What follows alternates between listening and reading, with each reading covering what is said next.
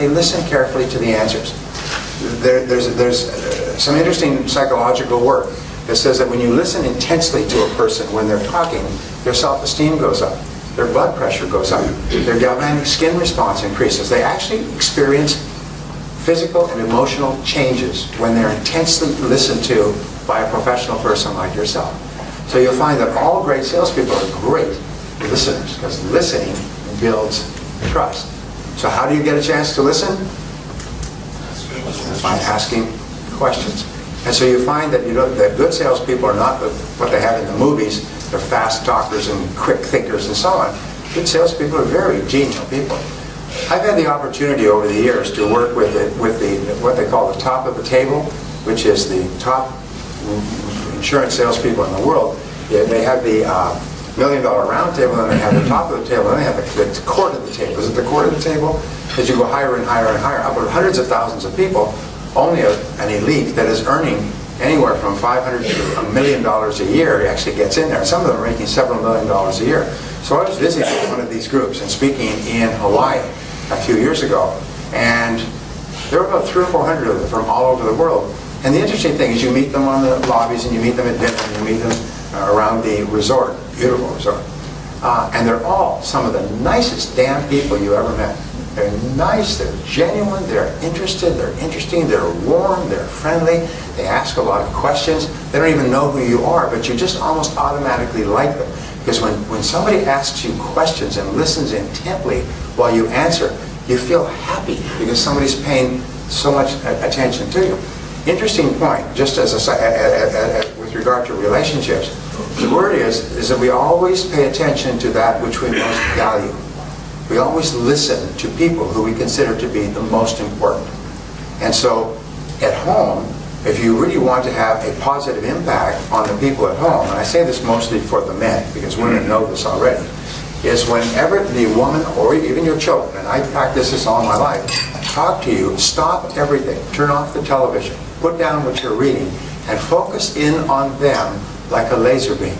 What I say is imagine that your eyes are sun lamps and you want to give the other person's face a tan. And just focus in on them and listen to them, lean forward and listen as though they're about to say one of the most important things in your life, and they're only going to say it once and you don't want to miss it.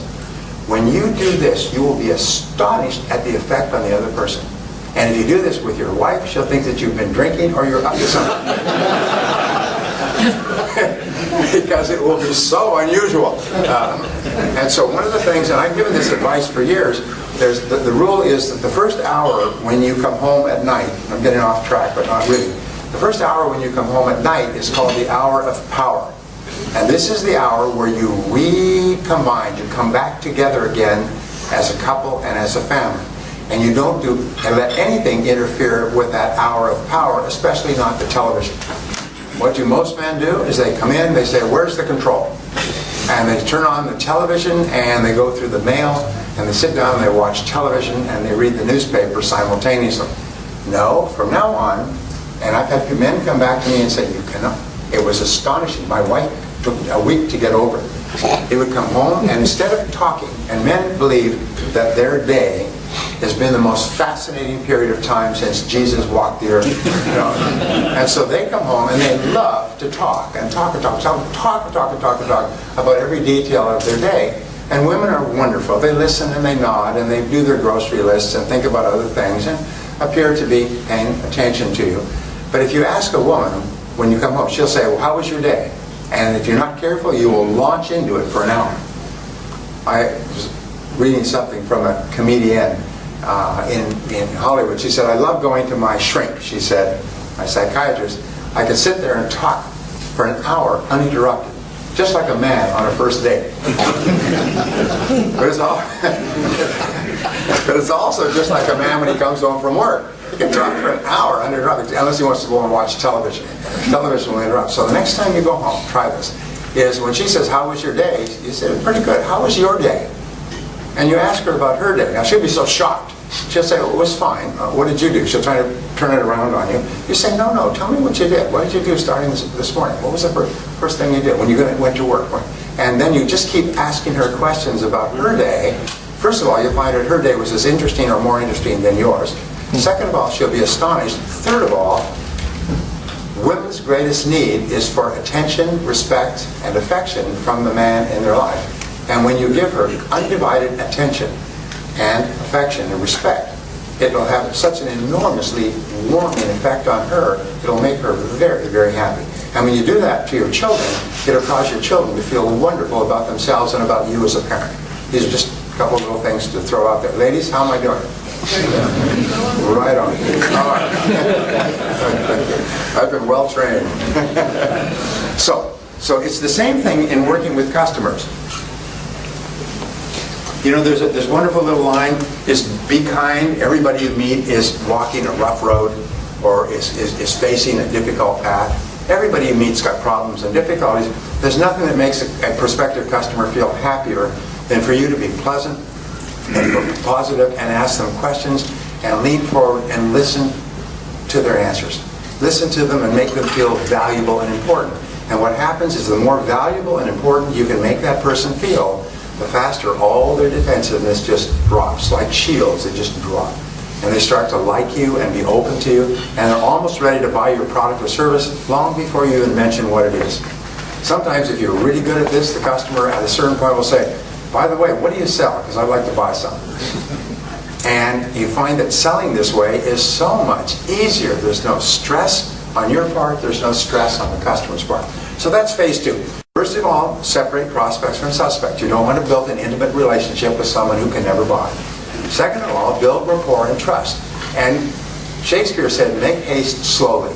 In other words, this part is where the whole sale is determined by whether or not the person likes and trusts you. So go slowly.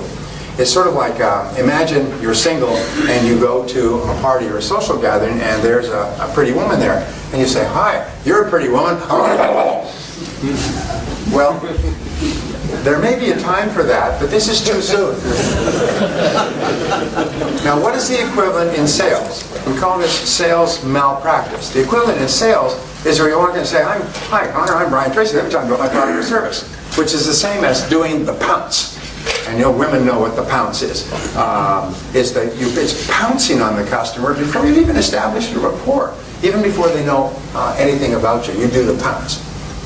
Imagine going to a doctor right here in Dublin. You go to a doctor, any doctor who is a qualified doctor will follow a three-step process. And the three-step process is always the same, because if you go to a doctor in Hong Kong or San Diego or Tokyo, it's always the same. First of all, first thing they will do is what? Go to the doctor, you've got an ache or a pain such that you've gone to a doctor. What's the first thing the doctor will do? Listen to you. They'll do an examination. Before you get in to see the doctor, they'll take your blood pressure, they'll take your pulse, they'll take your temperature, and so on. And then you go in, and the doctor will do an examination. A stethoscope, front, back, cough, bend over, and a whole bunch of other things. All right? Sometimes they'll do urine tests and blood tests and all kinds of things. But the first thing they do is an examination.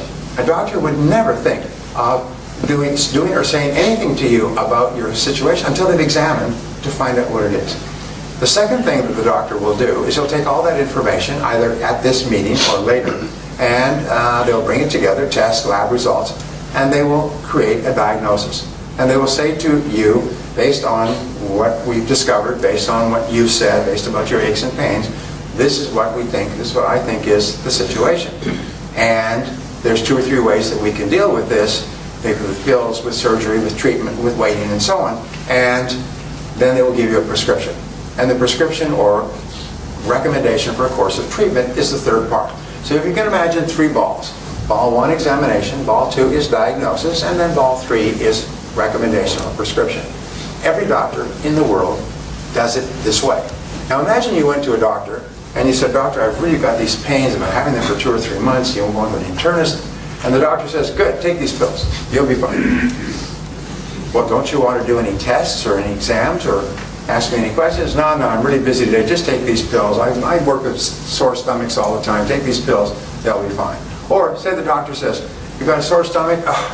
I probably have some form of gastroenteritis. Get up here on the table. Let's cut. The nurse, bring me a scalpel. Okay, let's get in here. Let's get in there and let's see what we got. Let's open you up. You say, whoa, wait a minute. This person must be crazy. They're not going to do any tests. They're just going to start doing surgery on the first visit. What would we call this? What we call this when a doctor does not follow proper medical procedures. In practice, we call it malpractice. What do we call it when a salesperson walks right in and starts talking about their product or service? We call it sales malpractice. And it's just like a doctor who practices malpractice, who engages in malpractice will lose their license. A salesperson who engages in sales malpractice will lose their income, or basically will struggle. As we say, salespeople who engage in sales malpractice have skinny kids.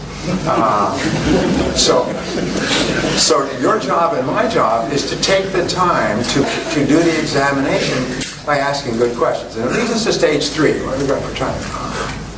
Okay, all right. Stage 3, I have to hurry through these stages. Stage 3 is identifying needs accurately. This is where you actually ask really good questions about the customer's situation and wants and needs, and you test your answers and back and forth until the customer is clear that yes, yes, I do have a genuine want or need for what you're selling. And it is in the asking questions that you actually build the trust and set the stage for the actual sale. If you don't ask enough questions and you start to make recommendations, you still have not mentioned your product or service, by the way. Is you have separated the prospect or suspect by checking what they need. You have built rapport and trust and credibility. You're now asking questions and focusing in on the customer. The customer must feel that you are like a consultant, an advisor, a helper. You're not trying to sell, you're trying to help. Just like when you go to a doctor and the doctor does tests and asks you questions, they're not trying to sell their services, they're trying to help you. And once you get this feeling, this person's not trying to sell me something, they're trying to help me improve my life and work, it changes completely. At the end of this questioning process, the customer should be crystal clear, yes, I really do need what you're selling. Sometimes when people say, I'm not interested, it's because they're not clear that they actually need what you're selling. And your job is to say, well, I didn't think you'd be interested. This is one of the answers we used to use. Say, I'm not interested. I didn't think you'd be interested, that's why I'm calling. Most of our very best clients were not interested when we first spoke to them, and now they've become our best customers and they recommend us to their friends. The fourth stage in selling is the presentation. And the presentation is a logical and orderly sequence where you show the customer how the wants and needs that you have mutually identified can be satisfied with your product or service. Your product or service does not have to be the best or the cheapest. It just has to be the right product for this customer at this time. And you show them that based on what you've said, I think our product or service can help you achieve your goals in a cost-effective way. Let me show you how. And then you simply demonstrate how your product or service is the perfect choice. The very best way to sell a product or service is what is called anecdotal selling. And I teach this extensively, but anecdotal selling is where you tell success stories about other people who've used your product or service and how happy they are. You find that a customer will forget everything you tell about your product or service probably by the next day, or about 80 or 90%. They'll remember the story for years. The primary reason why people buy your product or service is because you told a great story about someone else who was a little bit hesitant, but they bought it and how happy they were afterwards. Sometimes I say, if you're working with a sales group, you should have a customer story meeting where everybody is responsible for bringing their best story. And they share the best story of their happiest customer. And here's the point, it doesn't have to be your customer. It just has to be a customer of your product. And some of the best companies will share stories from throughout the country. And a person will say, let me tell you about one of our customers down in County Court. And he had this situation, or she had this situation, and they used this, and this is what they said 2 months afterwards. And you tell the story. If you can get them to write a testimonial that says, this is what happened to me, I was really skeptical, I was nervous about the price, but I decided to go ahead.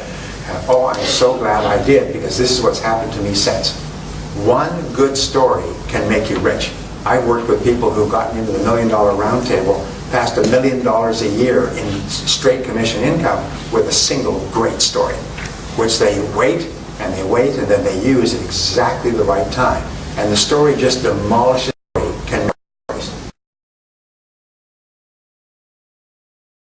and share stories.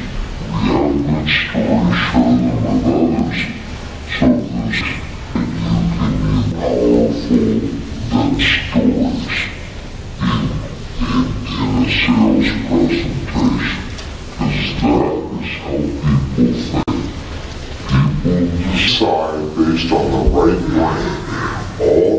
decision making is made in the right brain, and the right brain is activated with stories and pictures. And when you tell a story, what happens is people start to see themselves as the primary actor in the story. Here's an interesting discovery. I keep making discoveries in this field. It is that a person cannot buy your product or service until they can mentally see themselves using it. If you are thinking of buying a new car and you go to a car lot, what's the very first thing that they do? They get you into the car and drive you. Why? It's because they know that it's not possible for you to drive a car by buy a car, standing there looking at it. They want to get you in it and feeling it and shifting the gears and smelling it and adjusting it. And they always take you on a particular route around these corners and everything else so that you get the feeling of the wheels. You know what I'm talking about? And so what happens is when you come back, you have a mental picture of what it would be like to own this car. Same thing if you're thinking of buying a home. They take you through every single room. They tell you how the kids could be here and you'd be here and you put the television here. But what they're trying to do is give you a mental picture. So when you go home, you have a picture of what it would look like. If you go to buy clothes, you'll find you buy clothes. What do they have all over the showing room? Mirrors, so that you can see what you would look like if you bought the clothes. So it's the same thing when you are selling a product or service. One of the most powerful sets of words you can use is just imagine. Just imagine if you were using this, or just imagine having this, or here's another thing you can say, it's called talking past the sale. When you are using this service, you'll find that it does this. And when you use this service, you'll find that you will get this. Or when you're using this product, you'll find you'll get this result. What you're doing is you're creating a mental picture in the customer's mind of how they will be after the sale. Remember, almost 100% of the decision to buy is determined by how the customer thinks he or she will feel after the sale. So always talk about how you will be after the sale. What it will do for you, the change or improvement that will take place in your life as a result of using the product or service. Here's the rule, and this is $1 million rule. 95% of your selling should be focused on the outcome, result, or transformation that takes place between where you are and using the product or service. 5% should be on the product, service, company, you, background, history, and everything else. 95% on the transformation. Because nobody cares about how you got there. They only care about what's in it for me. How will I be afterwards? All right? Notice when they sell vacation trips to the south of Spain or to the Canary Islands. They have a beautiful poster. They have this absolutely beautiful beach, warm palm trees, sunshine, clear sky. A couple, supposedly you and your spouse, you're supposed to project into that, walking on this absolutely beautiful beach, or basking in this beautiful pool. There never seems to be anybody else around. You go there, and half the population of Europe is there. So what you do is you get a visual picture of yourself and your spouse in a beautiful tropical area, quiet, tropical, sunshine, warm, and you get that picture in your mind. Now, you get the picture in your mind of packing your bags and going to the airport and parking your car and going through customs and security and getting on the plane and ordering drinks on the plane in the seat and getting to your room and No! You don't want any of that. All you think about is walking on the beach. All those things are the particulars. And what does travel companies sell? They talk about the trip to the airport and the flights, and they talk about picking you up at the airport and the hotel, and they greet you at the hotel. Nobody cares about that stuff. What we care about is getting onto that damn beach where there's 50 million other people, it turns out. This isn't the beach in the poster. The fifth part of selling is answering objections. And there are no sales without objections.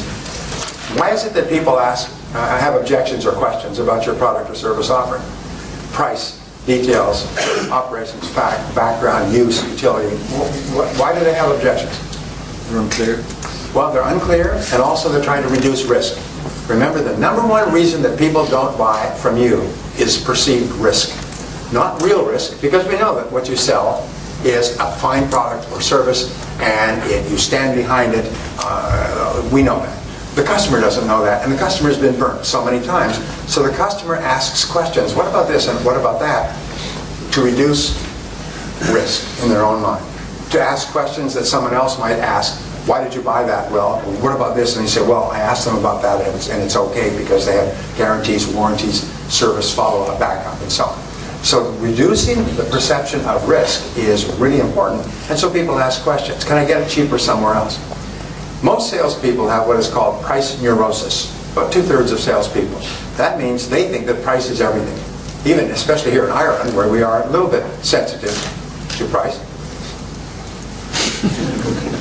But they think that price is everything when if you do customer surveys after the purchase, where the customer said, what about the price, can I get it cheaper, cheaper? Can I get it cheaper, cheaper? Can I get it lower, lower? I can't afford it.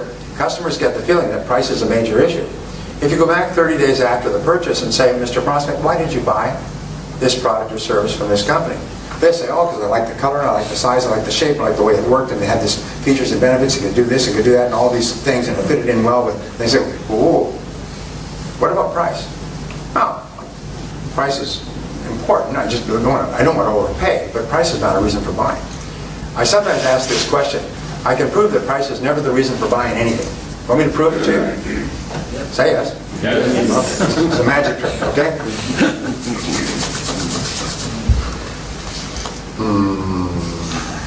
Is there a single person in this room who has a single item about their person that they bought solely because it was the cheapest available? I rest my case. Not a single person here has anything that they bought solely because it was cheap. You're not going to buy clothes because they're cheap, even though they're ugly and ill-fitting. You're not going to buy a pen that doesn't work. You're not going to buy shoes that don't fit because they're cheap or look ugly. In other words, appearance, use, size, comfort, shape, fitting with your wardrobe, all these things have to be solved first, and then you want to get the best price. And what we know is that customers, even in Ireland, do not want the lowest price in most cases, and I'll tell you why. The only reason they want the lowest price is there's no difference between the two items. If the two items have the same respective level of quality, then they'll want the lowest price because there's no difference. But if there's a whole series of other features, they don't want the lowest price because the lowest price is always associated with what? Inferiority, poor quality, breakdowns, disappointments, anger, frustration. I wish I never bought it at all. People are always willing to pay a little bit more to lower the risk of the purchase, to raise the level of comfort, so that they will be happy after the purchase and not have to worry about it. You and I have all had the experience of very cleverly buying a cheap product, and afterwards we had so many problems with that product, we wish we had never done it at all. We wish we had paid more for the product so we didn't have it. So answering objections is important, and what you do is you think through, and this is an exercise that you can do, by the way. It's a great exercise. It's called a sentence completion exercise. And you can do this as a sales team. Remember, you can double your sales by either increasing your sales effectiveness or by removing the objections that hold people back. There's always one major objection that causes a person not to buy. And each person, each prospect may have a different objection, or the objections will never be more than 6. It's called the law of 6. I learned it when I was 24. Is there's never more than 6 objections to any offer. So you use this exercise by saying, let's complete this sentence as an individual or as a team. Is we could sell to every prospect if they just didn't say ... complete the sentence. If they just didn't say it costs too much, or just didn't say I'm happy with my existing supplier, just didn't say I can't afford it, just didn't say I'm not in the market right now, just didn't say cash is poor. In other words, write down everything that people say. And sometimes you'll end up with 20 or 30, or I worked with one company that came up with 100 objections. And then you look at them and you'll find that they break down neatly into never more than 6 categories. And you can find an answer. You can create an answer that answers all the objections in that category and eliminates the objection forever. So think through, what do you say when people say this? What is your answer? And again, the best salespeople I've ever worked with, when they almost know. They know that at the moment of closing the sale, the prospect's going to come up with this one objection, and they smile like, I own you. They smile and they say, that is a good question. Let me see if I can answer it for you. And then they just turn over the cards, and they've got an answer fully prepared that demolishes the objection and eliminates any obstacles to making the sale. And we say for every problem under the sun, there is a solution or there is none. If there's a solution, go and find it. If there isn't, never mind it. So for every objection that a customer gives you, there's an answer. If there isn't an answer, if the company is going bankrupt and they're moving the furniture out, the sheriff or the police are there and the decision maker is being marched off to jail for embezzlement, this is probably an overcomable objection, all right? An unovercomable objection. But in most cases, what people give as an objection is not really a reason not to buy. It's just a reason in their mind that you can remove. Now the next, step number 6 is to close the sale. And closing the sale means to ask the customer to buy. And there are several different ways. I produced a program, which I think is for sale here. I produced a program some years ago called The Psychology of Selling. And all over the world, 16 languages other than English, it has taken people from rags to riches. It's made them millionaires and multimillionaires. It's taken them from junior salespeople to owning the company they started to work for. The stories I've heard would bring tears to your eyes. What has happened, because what it does is it tells you about wants and needs and customer objections and 19 different reasons why a customer will object on the basis of price, and how you determine which objection it is and how to answer it, and how to manage your time and your mind and so on. People have used that, including closing techniques. And I've had people say to me, you know, I lost the sale and then I remembered the words and I turned to the customer. People have used that, including closing techniques. And I've had people say to me, you know, I lost the sale and then I remembered the words and I turned to the customer and asked the closing question and I got the sale. I made thousands of euros with a single sale and I lost the sale, but I remembered the words. When I started off selling, I was terrible. By the way, every master, they say, was once a disaster. Every top salesperson was once terrible. They couldn't feed themselves or their family. Every salesperson in the top 10% started in the bottom 10% and struggled upward. And when I started off, I was terrible.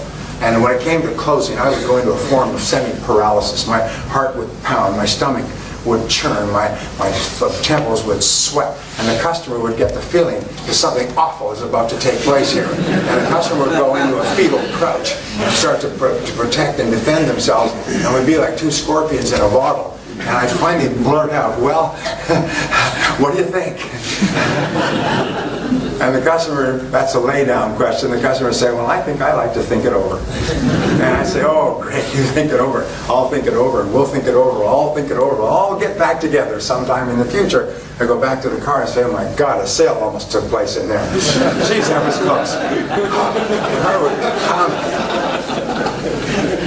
And then I realized the mistake that I made is I didn't know how to ask for a sale. I didn't know how to make a souffle. I may be able to make omelets and make scrambled eggs and pork roast, but I didn't know how to make a souffle. I didn't know how to end the conversation, so I began to study closing techniques intensively, and it transformed my life. And I'm not talking about manipulation or clever, fast talk. I'm just talking about really professional ways that you like what I've shown you so far. Yes. Well, then why don't you give it a try? Would you like to go ahead with it now, or would you like to do a little bit later? And it's just very, very easy questions. They just invite people to buy your product or service. But if you don't know the words, and it's interesting, the words work in any language. They work in Chinese, they work in Russian. If you don't know the words, you're sitting there, you know what faced, and you don't know what to say, and you get nervous. And so therefore, learn how to ask closing questions. And you'll find that for your product or service, there's one or two ways that work virtually all the time for a qualified prospect. And those are all you have to memorize. You may have to learn a lot, and then you may have to practice quite a bit. Let me ask you a question. When I was young, I started to study languages. I now speak French, German, and Spanish. Some better than others. I've been literally fluent in all three languages, but they get rusty if you don't use them a lot. I can speak almost fluent German, which is a hard language to learn. And I speak big smatterings of other languages. The reason I learned languages when I started off, I didn't know anything but English, is I read something and it said that the reason that non-Europeans don't learn foreign languages is because they feel so nervous when they actually start. They see themselves